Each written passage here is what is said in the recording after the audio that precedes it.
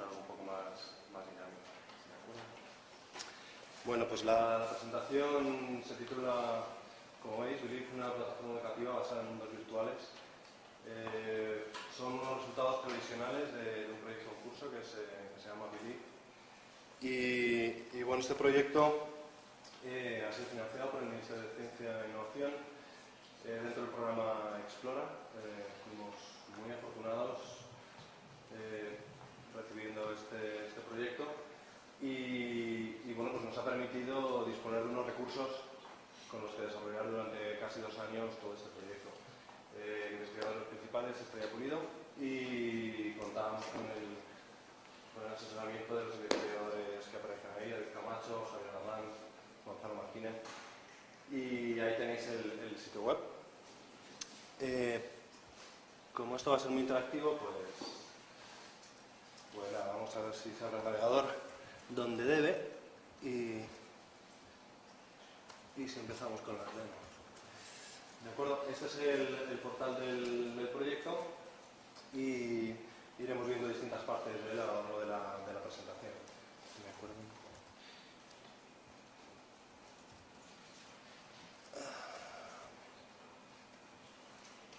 Bueno, nuestra experiencia con los mundos virtuales se remonta hace 2 años y algo más. Empezamos con una experiencia en Second Life. Hicimos una en tiempo récord, además, de cara a la selectividad de hace 2 años. Pues se nos ocurrió recibir a la gente interesada, a los alumnos del instituto interesados en asistir o matricularse a la autónoma. Pues recibimos en Second Life y bueno, pues tuvo bastante impacto en los medios y nos entrevistaron en la 2, en Telemadrid, y tuvo bastante impacto. Entonces, bueno, creamos un espacio en un lugar de Second Life que se llama la Isla de las Universidades. Y bueno, pues también en el portal de la escuela pusimos una página web desde la cual se podía acceder a ese punto en Second Life con todas las instrucciones y todo lo necesario para ir hasta ese sitio. Luego también en Believe hicimos pruebas con institutos de secundaria y luego también con alumnos que iban a entrar en primera carrera con las jornadas de iniciación a la universidad. Y ahí pudimos poner en práctica las ideas que habíamos aprendido de Second Life.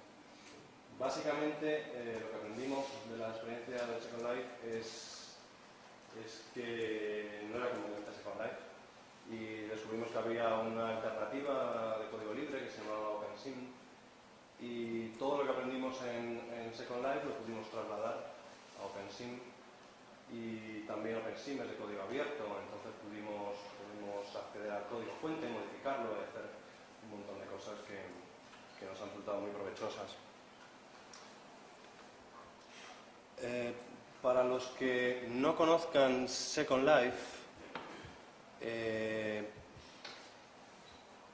aquí puedo poner un vídeo de lo que puede ser, de lo que se puede hacer en Second Life.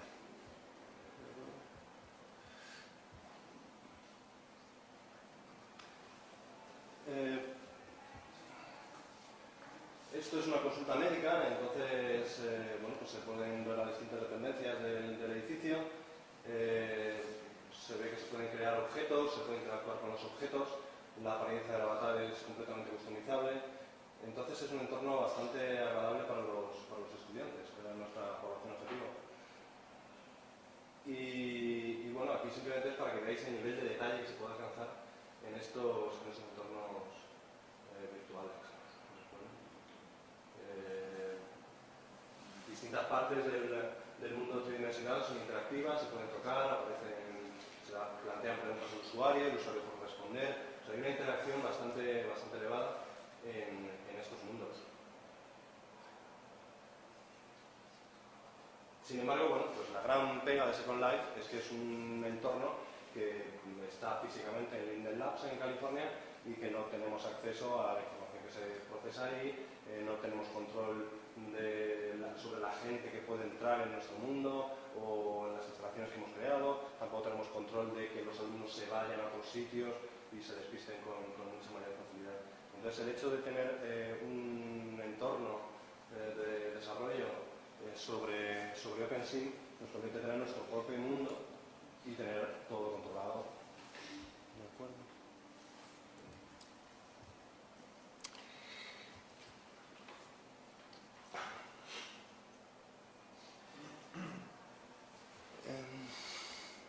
Si queréis ver lo que hemos hecho en Belief, pues lanzo el navegador, que es un programita que tenéis disponible en Second Life. Hay distintos navegadores para mundos virtuales. Nosotros usamos el de Second Life porque es compatible con OpenSea.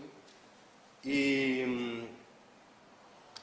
bueno, pues encontráis una ventana de este estilo donde os podéis loguear aquí.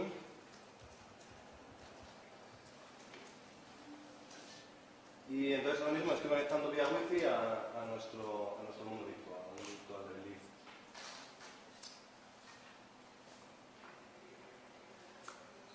Entonces, bueno, como os decía, tenemos interacción. Si tocamos sobre este objeto, se nos abriría la página web que nos llevaría al sitio del proyecto, y desde aquí pues podemos entrar. Esas puertas detectan nuestra presencia y se abren a nuestro paso. Y este es el mundo, que tiene pinta de que va a ser un poco ya de noche. Entonces vamos a hacer que sea mediodía. Tenemos un poquito más de luz. Entonces, bueno, pues podemos recorrer estos laboratorios que hemos creado, y aquí pues podemos hacer prácticas de programación. Creamos un conjunto de prácticas para la enseñanza de la programación, para la introducción a la enseñanza de la programación. Y bueno, pues aquí tenemos distintas máquinas que hacen, bueno, pues enseñan el método de reacción quicksort o el model sort, ¿de acuerdo? De una manera bastante intuitiva. Entonces, bueno, pues aquí podemos ir pequeñando palabras, ¿de acuerdo? Esta es una palabra que se amontonarían unas encima de otras, ¿de acuerdo? Y entonces, y podríamos ordenar esta lista, ¿de acuerdo? Entonces tenemos una cámara subjetiva que podemos mover, ¿de acuerdo? Esta cámara nos permite ver el mundo desde el ángulo que nos apetezca, ¿de acuerdo? Siempre podemos volver a la visión del avatar, ¿de acuerdo? Y aquí hemos, pues como os decía, hemos creado un conjunto de prácticas para la enseñanza de la programación. Aquí tenemos, por ejemplo, una máquina de estados, ¿de acuerdo? Aquí podemos añadir más elementos a la máquina, podemos cambiar lo que va a entrar, y aquí vamos pasando los datos, y según lo que vaya entrando, pues se va iluminando una bombilla u otra. Y así pues todo un conjunto de conceptos básicos de programación o de hardware también. Aquí hay unas puertas lógicas, funcionadores, en fin, todo un conjunto de materiales educativos, ¿de acuerdo?, que hemos creado.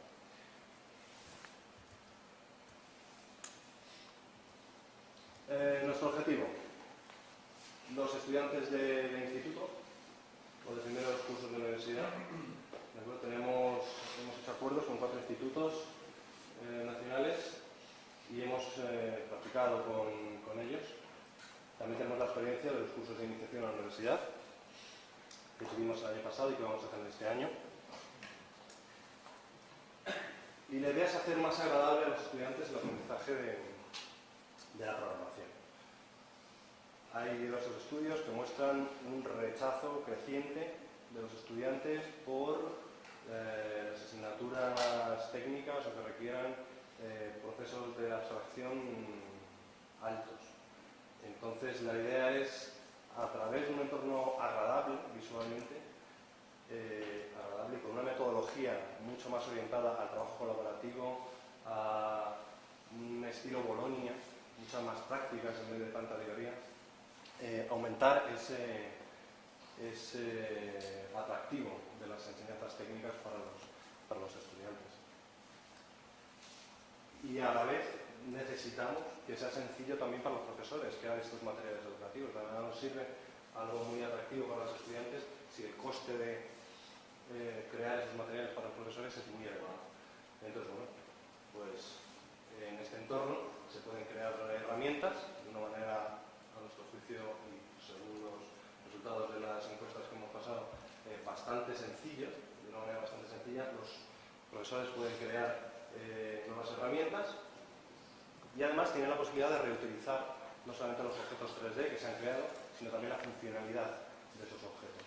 En este mundo se crean objetos y se les dota de una funcionalidad a través de un lenguaje que se llama LSL. Es un lenguaje bastante sencillo, un estilo C, orientado a eventos. La idea es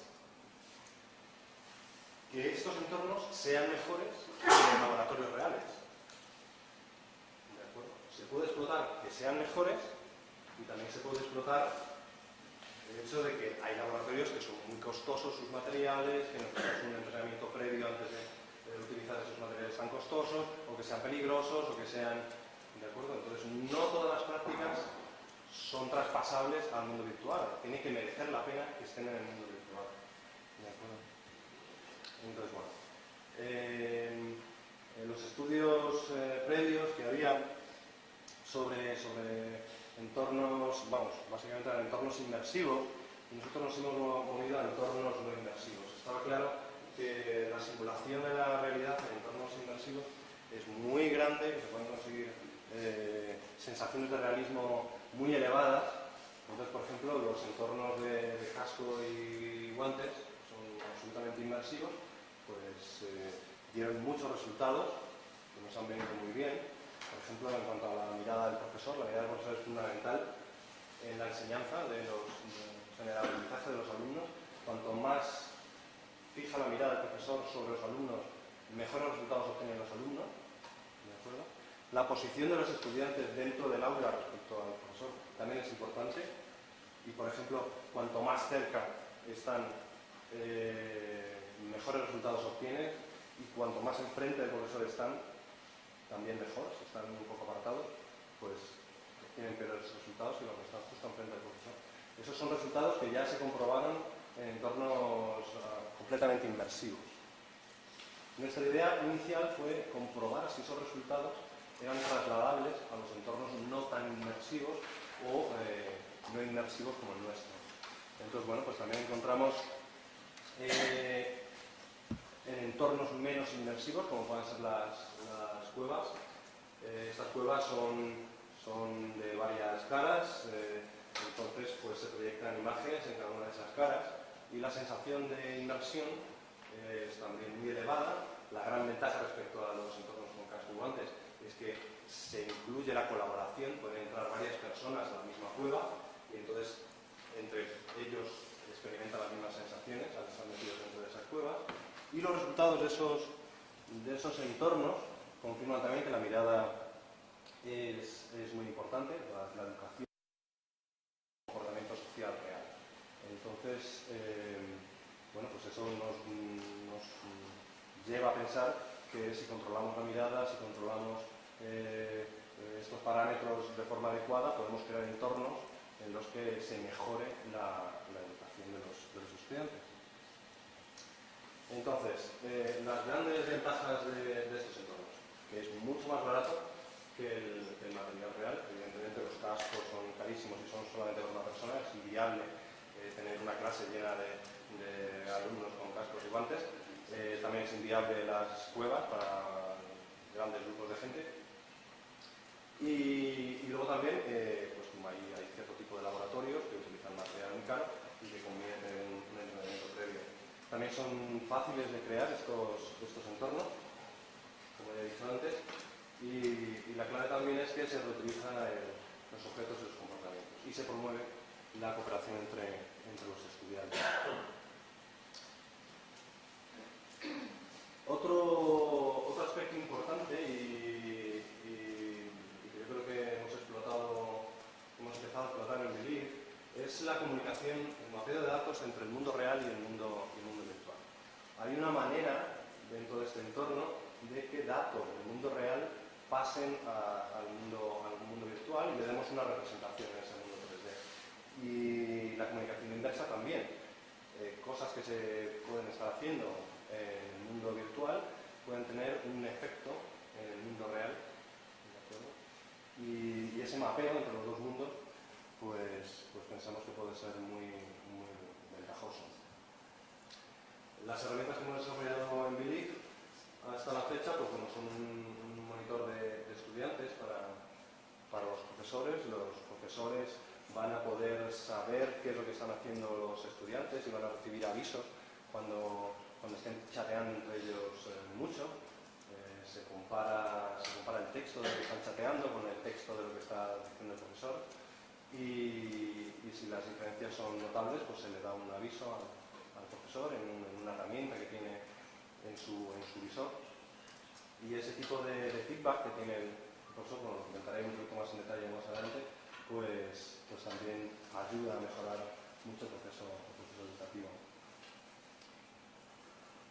Y los resultados con estudiantes reales que hemos realizado hasta la fecha, pues son muy alentadores. Los estudiantes se sienten muy motivados en este entorno, pues porque es muy visual, porque les resulta muy agradable ver cómo trabajan sus compañeros y ver que los resultados tienen una representación tridimensional rápida. Si les enseñas un bucle en 3 líneas de código y lo que sacas por pantalla no es una lista de números como solemos hacer cuando enseñamos en línea de comando los primeros programas, sino que aparece una pelota que se mueve para arriba y para abajo, o que cambia de tamaño, o que cambia su textura, o que cambia de brillo. Ese tipo de efectos visuales que se pueden conseguir con muy poquito código, pues les motiva mucho. Y entre ellos también se preguntan ¿y cómo has conseguido eso? En fin, que las experiencias que hemos tenido hasta ahora son muy satisfactorias. Y los profesores también se sienten, la verdad es que les sorprende el efecto que tiene sobre sus estudiantes, y ellos suelen, bueno, en nuestro caso han propuesto diversas herramientas porque bueno, por ejemplo la monitorización fue una herramienta sugerida por ellos porque tenían la sensación de que se perdían algunos alumnos y no tenían control sobre lo que estaban haciendo y ese tipo de cosas, y eso nos dio un poco la pista para hacer estas herramientas de monitorización. Tiene limitaciones, evidentemente, la plataforma impone limitaciones. En el caso de Second Life, como decía antes, pues no tenemos acceso a los datos, no tenemos control de que los estudiantes entren o salgan de nuestra parcela. Y en el caso de OpenSim, pues la limitación, a mi juicio principal, es que el usuario no puede controlar las manos del avatar. ¿De acuerdo? Entonces nos vemos obligados a utilizar metáforas visuales. Por ejemplo, si un avatar quisiese utilizar un microscopio y ese microscopio pues, tuviese unos mecanismos a la misma escala que un microscopio real, pues necesitaría utilizar sus dedos para accionar esos mecanismos y eso no se puede hacer. Entonces nos vemos obligados a utilizar metáforas como por ejemplo que un mecanismo para graduar el foco de un microscopio pues sea un objeto mucho más grande que el objeto real, y sobre ese elemento, esos trocitos, pues puede tocar y tocaría cada uno de esos trocitos y bueno, con eso puede graduar con bastante nivel de precisión como si fuese una rosca o un valor que quisiera fijar. ¿De acuerdo? Las limitaciones interactivas básicamente son, la más importante es esa. También la manera de interactuar con el objeto, básicamente lo único que va a hacer con un objeto es tocarle, y como respuesta a esa acción se le puede ofrecer un conjunto de opciones en un menú, pero no es un menú muy avanzado. O sea, básicamente son botones, una lista de opciones, y el usuario pues va seleccionando, y la manera de comunicar el algo pues también es por línea de una especie de línea de comando, la línea del chat, y ahí pues lanza mensajes para comunicarse con otras personas o con máquinas o con lo que haga falta. ¿No? Y luego también, en cuanto a los profesores, ya la limitación de este entorno es que obliga a pensar las clases de otra manera. No solamente porque obliga a utilizar metáforas visuales para hacer ciertas cosas, sino que obliga, y eso es una ventaja en mi juicio, que sea una educación al estilo Bolonia. Una clase en la que se fomentan mucho más las prácticas, una clase en la que se fomenta el trabajo en grupo, ¿de acuerdo? Y hay profesores que son más reacios que otros, evidentemente, a este cambio en el estilo de impartir la docencia. En cuanto a la arquitectura, pues Believe se compone de un sitio web, como os he mostrado antes, y luego utiliza el cliente de Second Life. Entonces, tanto el profesor como los estudiantes pueden acceder al sitio web o con el cliente acceder al mundo. Los profesores pueden crear los grupos de estudiantes y gestionarlos a través de la aplicación web, sin necesidad de entrar en Second Life. Y una vez que ya tienen creados los grupos con sus estudiantes, ya pueden entrar al mundo. Evidentemente hay una comunicación entre el sitio web y nuestro servidor de Believe.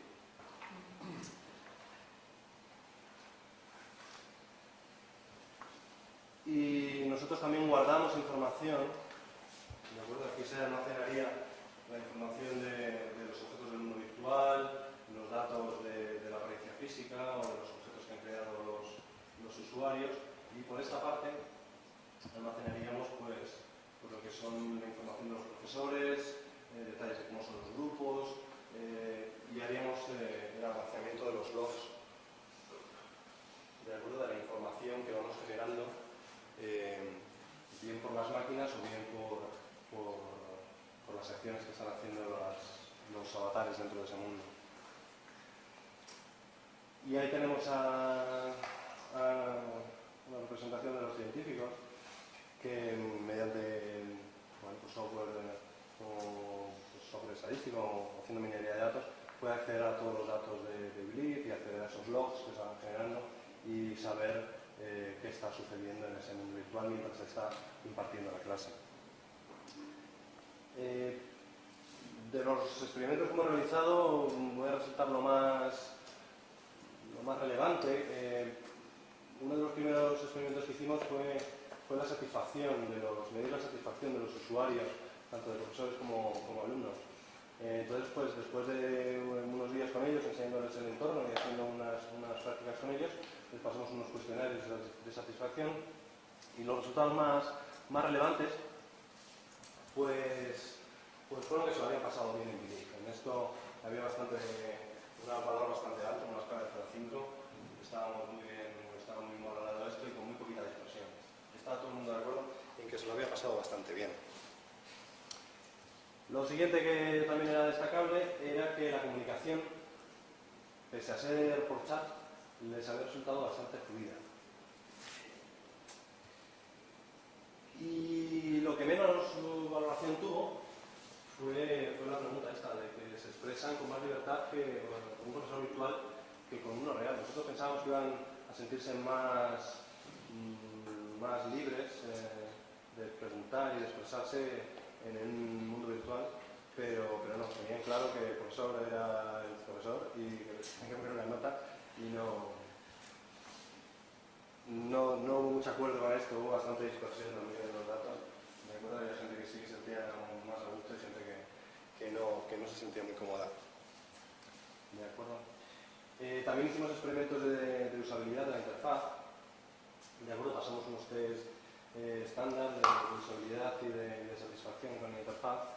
Entonces, bueno, pues teníamos valores bastante altos de usabilidad para casi cualquier rango de conocimientos del usuario. Aquí el nivel de conocimientos pues eran conocimientos de tecnologías web y conocimientos más o menos generales de tecnologías de información.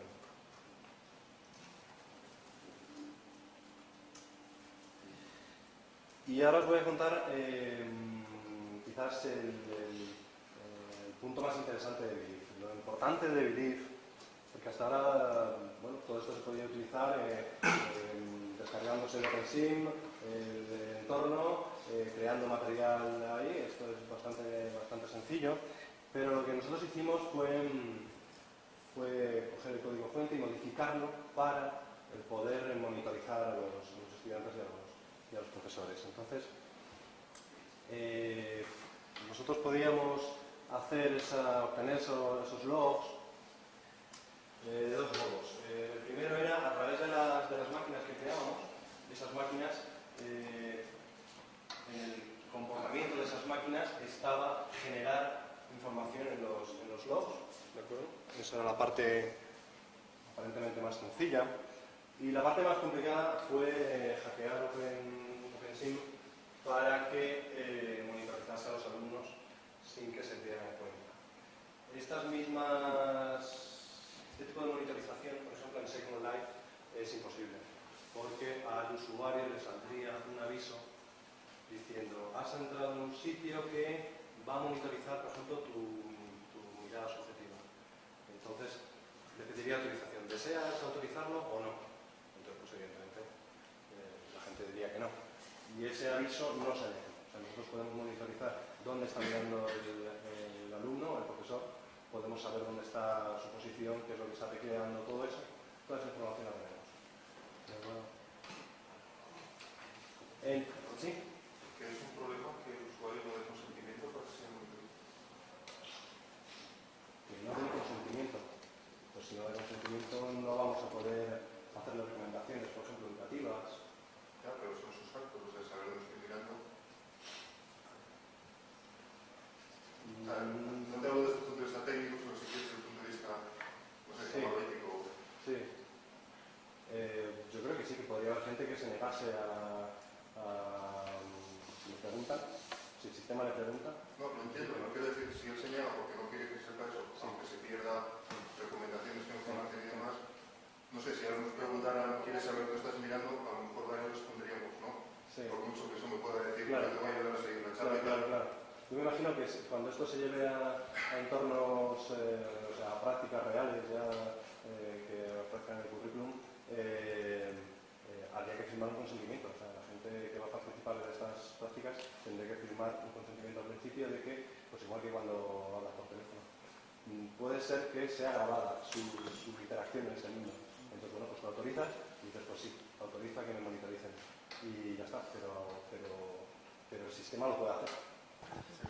Bueno, yo he trabajado datos automáticos y es diferente tener a alguien delante y decirle mira para la pizarra que saber de 11 a 11 y 10 estuve mirando para la pizarra, de 11 a 11 y 10 estuve mirando por la ventana, de 11 y 10 a 11 y cuarto estuve mirando para el techo, de 11 y además guardarlos para siempre, porque esos datos, en principio, si no hay garantías sobre ellos, quedan para siempre. Hay diferencias entre las dos cosas. No digo que no sea razonable, si estoy de acuerdo contigo que en muchos casos puede ser simplemente parte de la ayuda, del apoyo al aprendizaje y puede ser un apoyo muy importante y muy interesante y usados bien pueden ser datos muy interesantes. Pero otra cosa es que un adulto o un padre, en el caso de un hijo, puede decir, mira, será todo lo interesante que quieras, pero yo no quiero que eso se haga.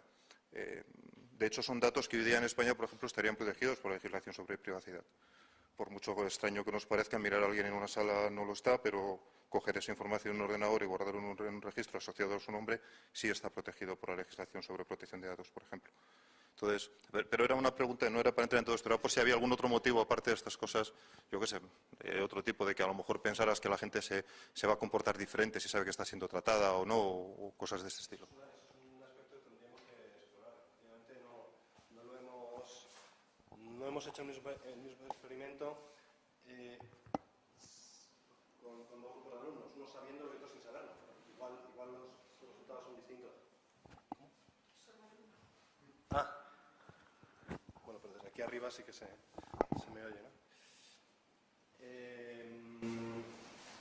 Bueno, lo importante es que con esta plataforma sí se puede hacer, aunque efectivamente se pueden despertar pues, muchas susceptibilidades, ¿no? Ciertas precauciones, ¿no? Entonces nosotros lo que hemos hecho es un sistema de recomendación que lee esos logs, esa información que se va generando en tiempo real de las posiciones, la mirada, lo que está chateando la gente, y ese sistema de recomendación pues devuelve. Esto es un poco un ejemplo de lo que decía del mundo real y el mundo virtual. De aquí para allá es el mundo virtual y estas operaciones se hacen en el mundo real. Entonces hay una comunicación de datos entre el mundo virtual y el mundo real. Aquí se hace un procesamiento que puede ser todo lo mejor que queramos, en unas máquinas distintas. resultado vuelve otra vez al mundo virtual en forma de feedback para alumnos y profesores. Bueno, y estos son algunos ejemplos de estas herramientas que hemos creado.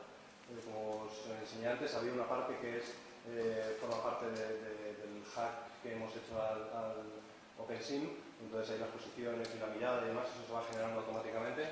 Pero luego también los objetos pueden generar logs, y entonces, por ejemplo, esta pizarra interactiva, que también fue fruto de las sugerencias de los profesores, porque hicimos una primera versión de la pizarra, que tú ibas tocando y iban pasando las páginas, como si fuera un libro, pues llegaban los alumnos y tocaban y pasaban las páginas, entonces decían los profesores que querían tener más control sobre ese objeto y que solamente pudieran pasar las páginas, o que el código que estaba aquí mostrado pues se lo pudieran pasar de una manera sencilla a los alumnos. ¿De acuerdo? Entonces todas esas cosas que solicitaron los profesores se implementaron y entonces pues bueno, el profesor al principio toca la pizarra, una de las opciones que le aparece es tomar posesión de esa pizarra y a partir de ese momento ningún alumno, aunque toque, pues puede seguir pasando las páginas y demás. Entonces, bueno, otra de las opciones que tienen los alumnos es tocar la pizarra y el código que se está mostrando en ese momento, pues lo pueden obtener y pueden hacer sus cambios en el código y demás. Entonces es bastante interactiva esta pizarra, es muy cómoda.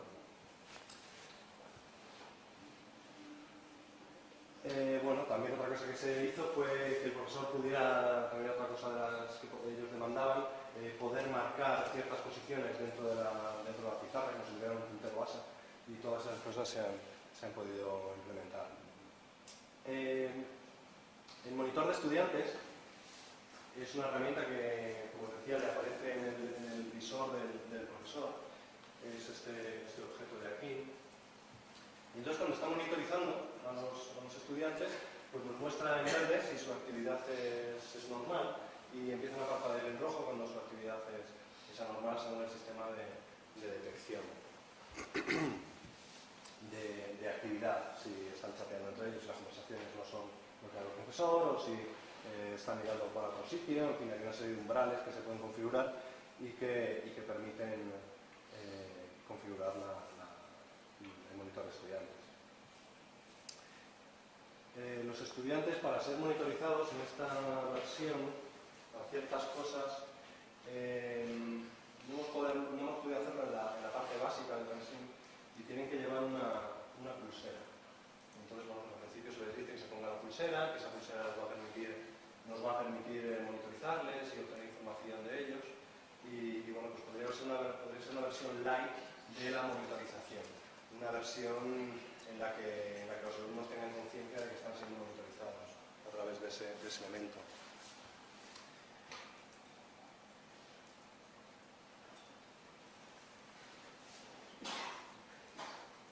Estas son las recomendaciones, por ejemplo, que aparecen a los... perdón, estas son las preguntas que aparecen a los estudiantes, ¿de acuerdo? Esto es un estudiante y el sistema de monitorización le va a preguntar acerca de la explicación del profesor.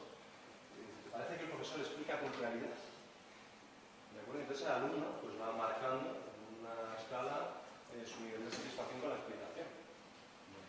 Entonces el profesor también es monitorizado por los alumnos y al profesor le pueden aparecer recomendaciones como esta de aquí. Este sería la visión del profesor y le sale un objeto de este estilo que le dice recomendación docente: síntomas, reducción severa general de la atención visual durante los últimos 10 minutos. O sea, los alumnos han estado a por uvas. Recomendación: buena explicar el contenido docente. ¿De acuerdo? Entonces, bueno, esto lo va a saber el profesor sin que lo sepan los alumnos. Igual que el profesor no sabe en qué momento los alumnos están diciendo que se enteran o no se enteran.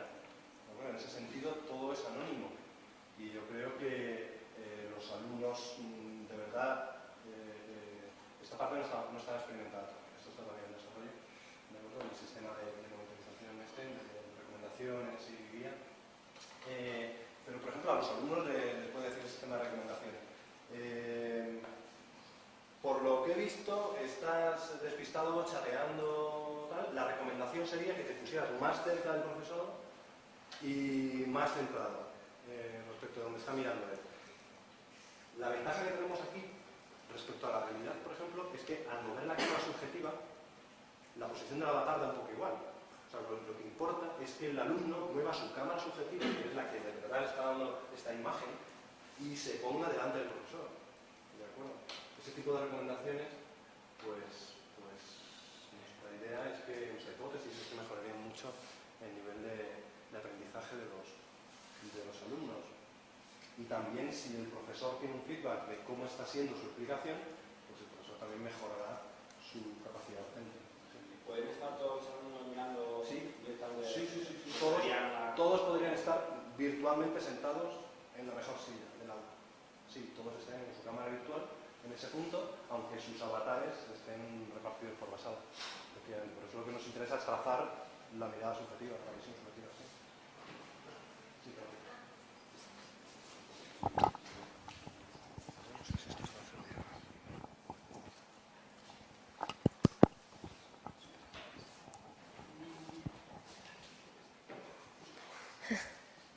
Las pruebas con este sistema las habéis hecho en una clase presencial donde estaban físicamente los alumnos y el propio profesor.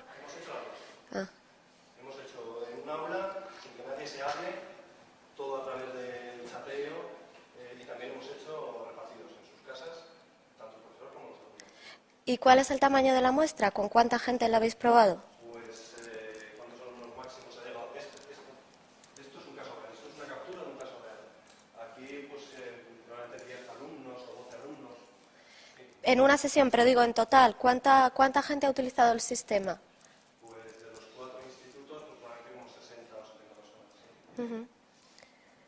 Algunos iban por parejas, porque no había ordenadores físicos para uso individual, entonces iban por parejas, pero yo creo que sí, como tendremos blogs como de 60 personas. Ajá. Y otra pregunta más que tengo, o sea, comentas que este tipo de entornos tiene un estilo más Bolonia, colaborativo y demás, pero tal y como lo estás contando, el patrón de aprendizaje, la metodología que hay detrás es muy similar al de las clases presenciales. Hay un profesor que está contando una clase y los alumnos, aunque ellos puedan hablar entre sí, o sea, no hay ningún esquema de colaboración dentro de la pedagogía del sistema para fomentar ese tipo de conductas en los alumnos. No, eso no está formalizado en el sistema. Eso es la parte de pensar la práctica de esa manera. O sea, habría que hacer unas herramientas pensando en promocionar esa parte colaborativa. Esas herramientas con las que van a interaccionar los alumnos, pues deben mostrar cosas que puedan tocar varios a la vez, que fomenten el intercambio de ideas o el intercambio en nuestro caso, de código fuente, ese tipo de cosas, sí. Pero no hay una metodología creada, no hemos creado una metodología, ¿no? Y en principio las prácticas que habéis hecho no incluyen este tipo de comportamientos. No, lo que sí que queríamos era que el sistema funcionase estando el profesor o sin estar el profesor. Entonces los alumnos a cualquier hora podían conectarse y ver, interaccionar con las herramientas. En la segunda planta, que no os he mostrado, había una serie de paneles que los alumnos podían recorrer y iban aprendiendo cosas. Y había una especie de visita guiada, que te sentabas en un asiento que se movía solo y te iba enseñando todos esos paneles para que el alumno también fuera autosuficiente y pudiera aprender por su cuenta. Sí. Sí.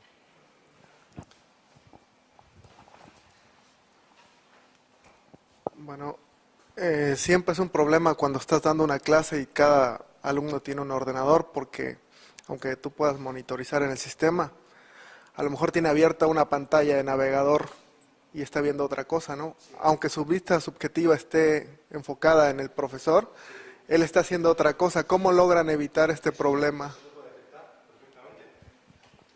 Si la mirada subjetiva está 5 minutos fija, ese señor o esa señora está otra cosa.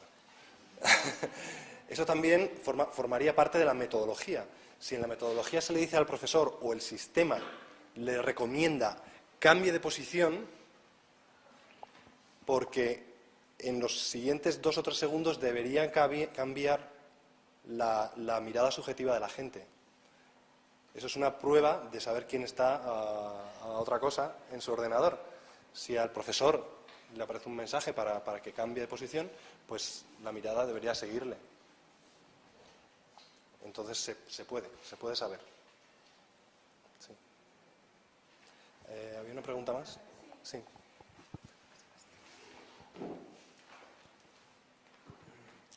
Hablabas ahora de que habéis hecho pruebas también cuando el profesor no estaba delante, ¿no? Para que los alumnos se conectaran a cualquier hora y realizaran las actividades.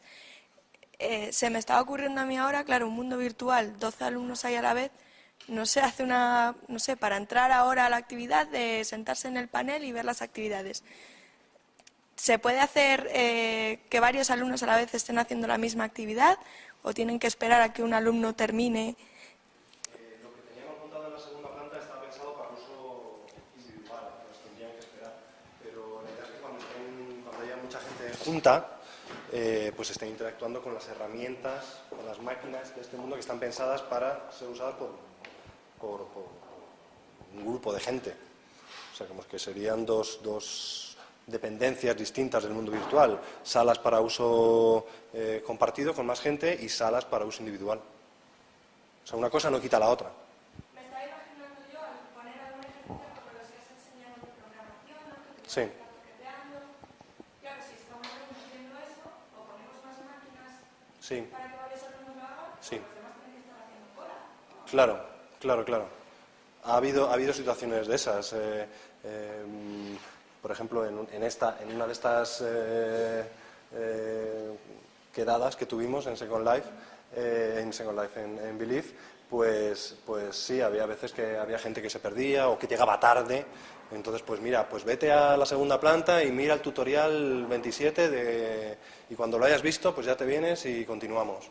Entonces, pues sí, muchas veces esa es una de las pegas que ponen los profesores, ¿no? Pues es que, por ejemplo, el chat, pues es que me siento desbordado por la cantidad de preguntas que hace la gente y que tengo que responder y demás. Pues todas esas cosas se pueden suplir, ¿no? se pueden arreglar dando un turno de palabra o como se resuelve en el mundo real, vamos. Sí, pero hay que buscarlas metáforas en este mundo. No sé, a mí me parece espectacular lo que estoy viendo. Vale. Yo estoy pensando en lo que quiero montar. Claro. Estoy viendo cómo hacerlo. Los chats, pensando en que el profesor no esté, los alumnos pueden dejar sus preguntas para que el profesor cuando vuelva les conteste o hay alguna... No, ahora mismo esa máquina no estaría hecha, pero sería una máquina para hacer. Por ejemplo, una especie de buzón de preguntas donde los alumnos dejasen sus preguntas y el profesor lo respondiese, o un tablón de preguntas y respuestas o alguna cosa de ese estilo. Sí, por ejemplo. Sí. Perdón. Claro, pero tiene que estar ahí, tiene que estar o bueno, no, si es amigo tuyo, tú estableces relaciones de amistad y si es tu amigo le puedes dejar efectivamente notas y cosas de ese estilo, aunque no esté presencialmente, ¿no? Sí. Hay muchos mecanismos de chat público que tú hablas y te oyen en un cierto radio y luego también hay conversaciones privadas de uno a uno que también las puede tener la gente y no se oye, no se entera el resto de la gente. Sí. Y bueno, esto es un poco el resumen. Y entonces, bueno, pues las conclusiones que tenemos hasta la fecha son que es muy atractivo para los alumnos. A los profesores les obliga a pensar las prácticas de otra manera. El uso de metáforas visuales es obligatorio. Y, por ejemplo, una de las cosas que a mí me parece más interesantes es que formaría parte de esa metodología, sería que se vean los resultados. O sea, si el resultado de un programa es una pelota que sube y baja o cambia, eso es muy bueno. Si el resultado de unas prácticas de bioquímica de plantas es que la planta esté muy lustrosa o esté hecha un churro, pues eso estimula mucho, porque al que hace bien las prácticas pues tiene una planta muy bonita, y al que la ha alimentado mal o no le ha dado los abonos adecuados pues le queda fatal. Entonces, ese tipo de fomentar que la gente, los alumnos se piquen entre ellos, ¿de acuerdo? Un pique sano, de que, bueno, pues que vean el resultado del trabajo de los demás, porque muchas veces no lo ves, pues es una de las cosas que podría formar parte de esa metodología y que creo que beneficiaría a este entorno. Otra de las conclusiones es que el coste de implantación es bajísimo. O sea, una máquina normal y corriente, no hace falta que sea un gran servidor, puede dar servicio a muchísimos alumnos, vamos, muchísimos. Habría que verlo. Hay datos, por ejemplo, había limitaciones con los estudiantes de los institutos, porque típicamente la salida de Internet que tiene un instituto pues es una ADSL de 1 mega, pues eso te da para 5 o 6 estudiantes nada más. Si nosotros tenemos el servidor aquí en la Autónoma y nuestras primeras pruebas fueron así, pues podíamos dar salida a 5 o 6 estudiantes nada más, a 5 o 6 máquinas, conectándose a través de Internet a nuestra máquina, y eso es por la limitación de salida del instituto, ¿de acuerdo? Las pruebas, cuando la gente estaba en su casa y cada uno accedía desde su casa, eran inmejorables, y teníamos grupos de 10 o 15 personas sin ningún problema para el servidor, ¿de acuerdo? Ya más de 20 personas ya empezaría a haber limitaciones con el servidor, que fue quizás lo que nos pasó con las jornadas que tuvimos aquí de iniciación en la universidad, en las que pues, nos permitieron poner a prueba nuestros servidores, y ya nos llevamos la máquina, el mundo virtual físicamente nos lo llevamos a la LAN del laboratorio, donde se estaban haciendo esas experiencias, y ya vimos que había limitaciones de que para 20 alumnos, todos a la vez en la misma parcela, pues ya necesitábamos una máquina un poco más potente. Pero a priori, para desarrollar material educativo y darle comportamiento, no se necesitan grandes máquinas. ¿De acuerdo? Otra cosa que también se puede hacer es que un profesor se lo instala en su casa, desarrolla ahí todo el material, le añade el comportamiento, hace lo que sea, se lo guarda, se conecta al otro sitio y se lo saca del bolsillo y lo pone en el nuevo mundo. ¿De acuerdo? Entonces, ese tipo de traspaso de materiales educativos es sencillísimo y muy cómodo. ¿De acuerdo? Bueno, y nuestro trabajo futuro, bueno, pues es probar este sistema de monitorización. De aquí podemos hacer un montón de experimentos muy interesantísimos, muy interesantes, y hacer nuevas herramientas en función del feedback que nos den los alumnos y los profesores. Por ejemplo, hacer cuestionarios como estos de aquí. Eso es un modelo un poco experimental, y querríamos hacer cuestionarios más avanzados, ¿de acuerdo? Y bueno, también pues que los profesores puedan hacer ese tipo de cuestionarios para someter a prueba a los alumnos, por ejemplo, al final de una sesión. Mejoras en el sistema de recomendación, evidentemente, y bueno, pues os animamos a todos a darnos ideas o a proponernos prácticas, y esto es todo lo que os quería contar. Gracias.